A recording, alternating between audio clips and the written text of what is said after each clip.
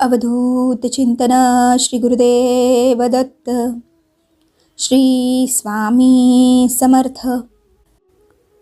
तर श्रोते हो, आता आपण श्री गुरुचरित्रामृतातील 40वा अध्याय श्रवण करणार आहोत. त्यामध्ये आपण नरहरीचा कुष्ठरोग गेला आणि शिवभक्त शबर कथा ऐकणार आहोत.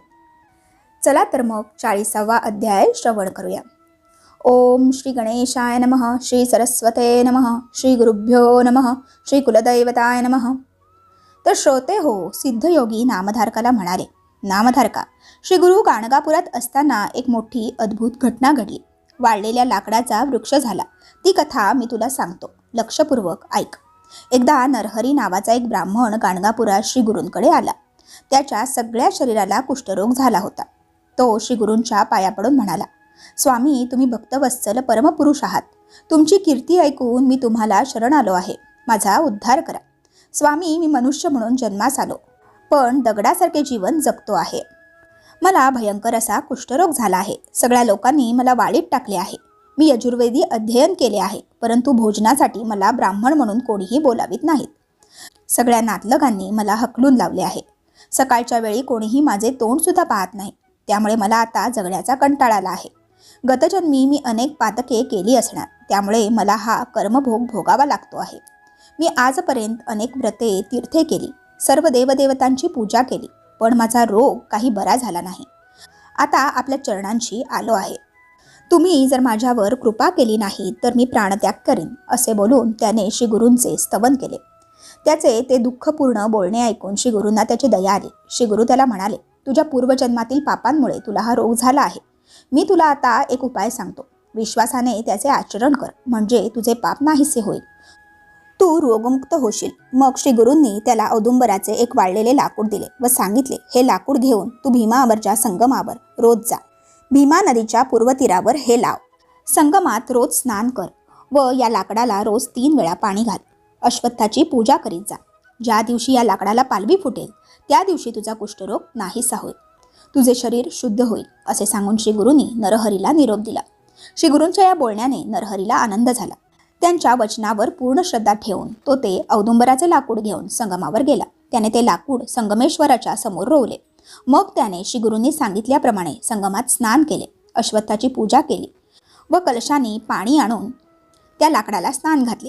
हे सगळे तो पूर्ण श्रद्धेने त्रिकाल करीत होता. तो काहीही खात पित नव्हता. रोजच्या रोज तो त्या लाकडाला पाणी घालत असे.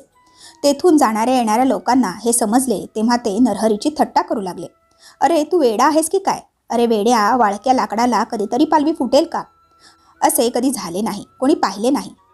तुझे पाप नाहीसे होत नाही म्हणून श्री गुरूंनी तुला हा व्यर्थ उद्योग सांगितला आहे. श्री गुरूंनी तुझी गंमत केली, हे तुला कसे समजले नाही? त्यावर नरहरी म्हणाला, श्री गुरूंच्या वचनावर माझी दृढ श्रद्धा आहे. ते बोलतात तसेच घडते. त्यामुळे या लाकडाला पालवी फुटेपर्यंत मी ही सेवा करीत राहणार आहे. असे 7 दिवस लोटले. श्री गुरूंच्या शिष्यांनी त्यांना नरहरीची हकीकत सांगितली. लोक नरहरीला काय म्हणाले, नरहरीने त्यांना काय उत्तर दिले, हे सर्व त्यांनी श्री गुरूंना सांगितले. तेव्हा श्री गुरु म्हणाले, अरे, जसा भाव तसे फळ. भक्तीने, श्रद्धेने निर्धारपूर्वक केलेले कार्य कधीच फुकट जात नाही. श्रद्धेत प्रचंड सामर्थ्य आहे. श्रद्धेच्या बळावर अलौकिक कार्य घडू शकते. याविषयी मी तुम्हाला एक प्राचीन कथा सांगतो. ही कथा स्कंदपुराणात आली आहे. नैमिष्य अरण्यात यज्ञसत्र सुरू होते. त्यावेळी सुत सर्व ऋषींना अनेक कथा सांगून ज्ञानदानाचे कार्य करीत होते. एके दिवशी गुरुभक्ती या विषयावर सूत बोलत होते. सूत म्हणाले, दुर्धर असा संसार सागर तरुण जाण्यास गुरुभक्ती हाच एक सुलभ उपाय आहे. आपली गुरुवचनावर दृढ श्रद्धा हवी. दृढ श्रद्धेने गुरुभक्ती केली असता अप्राप्य, असाध्य असे काहीच नसते. गुरुला सामान्य मनुष्य समजू नये. गुरु साक्षात परब्रह्म परमेश्वर असतात, म्हणून त्याच्या उपदेशाप्रमाणे वागावे. जे आपल्या गुरुची सेवा करतात त्यांच्यावर शंकर प्रसन्न होतात, कारण गुरु हे शिवस्वरूप असतात. मंत्र, तीर्थ, द्विज, देव, ज्योतिषी, औषध व गुरु यांच्यावर ज्यांची जशी श्रद्धा तसे फळ त्याला मिळते. याची साक्ष पटविण्यासाठी मी तुम्हाला एक प्राचीन कथा सांगतो. ती श्रवण करा, म्हणजे अश्रद्धा दूर होईल. पूर्वी पांचाल देशात सिंहकेतू नावाचा एक राजा होता. त्याच्या पुत्राचे नाव धनंजय. आपल्या एका शबर म्हणजेच भिल्ल सेवकाला बरोबर घेऊन वनात शिकारीला गेला. श्वापदांच्या मागे धावताना तो खूप दमला, म्हणून तो विश्रांतीसाठी थांबला. त्याला खूप तहान लागली होती. त्याने त्या शबर सेवकाला पाणी आणण्यासाठी पाठविले. तो शबर पाणी शोधण्यासाठी वनात फिरत असता त्याला एक जीर्ण मोडके तोडके मंदिर दिसले. तो त्या मंदिराजवळ गेला. त्या मंदिराच्या चबुतऱ्यावर त्याला एक शिवलिंग दिसले. ते शिवलिंग अत्यंत साधे व सूक्ष्म होते. ते शिवलिंग म्हणजे परमभाग्य असे त्या शबराला वाटले. पूर्वकर्माने प्रेरित झालेल्या त्या शबराने ते शिवलिंग उचलले व राजपुत्राला दाखविले. युवराज, हे पहा, शिवलिंग किती सुंदर आहे, मला येथेच मिळाले असे तो शबर म्हणाला असता राजपुत्र हसून म्हणाला, अरे, हे भग्न झाले शिवलिंग घेऊन तू काय करणार आहेस? त्यावर शबर म्हणाला, मी याची आदरपूर्वक पूजा करेन. आपण मला पूजाविधी सांगा. मला मंत्रतंत्र काही येत नाही, तरी सुद्धा मी याची भक्तिभावाने पूजा केली तर भगवान शंकर प्रसन्न होतील. शबराचा तो भोळा भाव पाहून राजपुत्राला हसू आले. मग तो म्हणाला, ठीक आहे, शुद्ध आसनावर या शिवलिंगाची स्थापना कर व संकल्पपूर्वक शुद्ध जलाने अभिषेक कर. गंधा, अक्षदा, वनपत्रे, फुले, धूप, दीप इत्यादींनी पूजा कर. रोज स्मशानातून चिताभस्म आणून या शिवलिंगाला लेपन कर. घरात शिजवलेल्या अन्नाचा नैवेद्य दाखवून तोच देवाचा प्रसाद म्हणून पत्नीसह भक्षण कर. त्या शबराने घरी परत आल्यावर ते शिवलिंग आपल्या पत्नीला दाखविले. तो तिला म्हणाला, भगवान शंकर आपल्यावर प्रसन्न आहेत, म्हणूनच हे शिवलिंग मला सापडले. आता गुरु उपदेशानुसार याची आपण पूजा करूया. त्याच्या पत्नीने मोठ्या आनंदाने ते मान्य केले. मग एका शुभमुहूर्तावर त्या शबराने शिवलिंगाची स्थापना केली व राजपुत्राने सांगितल्याप्रमाणे दररोज त्या शिवलिंगाची पूजा सुरू केली. तो दररोज स्मशानात जाऊन चिताभस्म आणीत असे. मग एके दिवशी त्याला स्मशानात चिताभस्म मिळाले नाही. त्याने आजूबाजूच्या गावात शोधाशोध केली, पण चिताभस्म मिळाले नाही. शेवटी तो निराशेने पत्नीला म्हणाला, प्रिये, चिताभस्म मिळत नाही, आता काय करू? आज माझ्या शिवपूजनात विघ्न निर्माण झाले. पूजेशिवाय मी क्षणभर सुद्धा जिवंत राहू शकणार नाही. चिताभस्म नाही तर पूजा कशी करणार?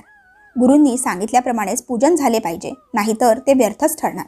आपल्या पतीची ही व्याकुळता पाहून शबरपत्नी म्हणाली, घाबरू नका, चिंता करू नका, मी उपाय सांगते. आपले हे घर जुनाट झाले आहे. मी स्वतःला या घरात कोंडून घेते. मग तुम्ही घराला आग लावा, मग आपल्याला चिताभस्म मिळेल. शबर म्हणाला, तू हे काय बोलतेस? मानवी शरीर धर्मार्थ काममोक्षासाठी श्रेष्ठ साधन आहे. मग तुझ्या या सखोचित शरीराचा त्याग का बरे करतेस? मी तुझा घात कसा करू? मला स्त्री हत्येचे पाप लागेल. शंकरही प्रसन्न होणार नाही. शबरपत्नी म्हणाली, दुसऱ्याच्या हितासाठी आपल्या प्राणाचा त्याग करणे यातच जीवनाची सफलता आहे. मग भगवान सदाशिवासाठी प्राणत्याग करावा लागला तर त्यात वाईट ते काय? शिवाय या देहाचा कधीतरी नाश होणारच. तो सत्कार्यासाठी उपयोगी पडला तर त्यात मला आनंदच आहे. माझे प्राण गेले तरी चालतील, पण शिवपूजनात खंड पडू देऊ नका. आपल्या पत्नीचे हे विचार ऐकून शबराने शेवटी तिला संमती दिली. मग शबरपत्नी स्नानादी करून शिवस्मरण करीत बसली. शबराने घराला आग लावली. त्याला चिताभस्म मिळाले. त्याने चिताभस्माने शिवपूजा पूर्ण केली. पूजा संपल्यानंतर प्रसाद घेण्यासाठी त्याने नित्याप्रमाणे आपल्या पत्नीला हाक मारली. हाक मारताच त्याची पत्नी पुढे आली व जळलेले घर होते तसे झाले. हे पाहून शबर आश्चर्यचकित झाला. आपली जळून गेलेली पत्नी परत कशी आली? आपण स्वप्न तर पाहत नाही ना, असे त्याला वाटले. त्याने आपल्या पत्नीला विचारले, तू तर जळून भस्म झाली होतीस, मग येथे कशी आलीस आणि घर होते तसे कसे झाले? शबरपत्नी म्हणाली, घराला आग लागल्यानंतर मला काहीच आठवत नाही. मी झोपेत होते. तुम्ही मला हाक मारलीत तेव्हा प्रसादासाठी येथे आले. आपले घर तर मुळीच जळाले नाही. अशा प्रकारे दोघांचा संवाद चालू असताना भगवान शंकर त्यांच्यासमोर प्रकट झाले. शबराने पत्नीसह त्यांना भक्तिभावाने नमस्कार केला. तेव्हा भगवान शंकर म्हणाले, धन्य आहे तुमची भक्ती. तुमच्या भक्तीने मी प्रसन्न झालो आहे. तुम्हाला राजपद मिळेल. इहलोकातील सर्व सुखे ऐश्वर्य तुम्हाला प्राप्त होते. शेवटी तुम्हाला स्वर्गप्राप्ती होईल. ही कथा सांगून श्री गुरु म्हणाले, सर्व पुण्यकर्मात श्रद्धा पाहिजे. शबराला केवळ श्रद्धेमुळेच उत्तम गती प्राप्त झाली, म्हणून श्रद्धा महत्त्वाची. श्रद्धा नसेल तर बाकी सर्व खटाटोप व्यर्थ आहे. जसा भाव तसे फळ. भक्तीने श्रद्धेने केलेले कार्य कधीच फुकट जात नाही. मग एके दिवशी श्री गुरु नरहरीला पाहण्यासाठी संगमावर गेले. नरहरीचे औदुंबराच्या लाकडाला पाणी घालणे चालूच होते. नरहरीची भक्ती पाहून श्री गुरु प्रसन्न झाले.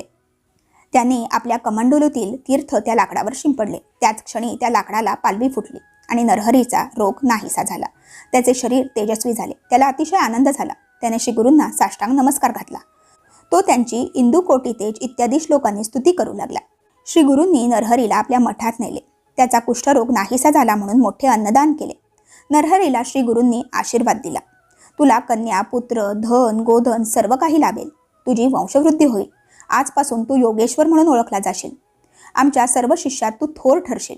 आता तू कसलीही चिंता करू नकोस. आता तू तुझ्या बायका मुलांना घेऊन ये. सर्वजण आमच्या इथेच राहा. तुला 3 पुत्र होतील. त्यातील एक योगी नावाने प्रसिद्ध होईल. तोही आमची सेवा करेल. असा आशीर्वाद देऊन श्री गुरूंनी नरहरीला, योगेश्वराला विद्या सरस्वती मंत्र दिला. श्री गुरूंच्या आदेशानुसार नरहरी आपल्या बायका मुलांसह गाणगापुरात श्री गुरूंच्या सेवेत आनंदाने राहू लागला. अशा रीतीने श्री गुरुचरित्रामृतातील नरहरीचा कुष्ठरोग गेला शिवभक्त शबरकथा नावाचा अध्याय 40 येथेच समाप्त होतो. बोला अवधूत चिंतन श्री गुरुदेव दत्त. श्री स्वामी समर्थ.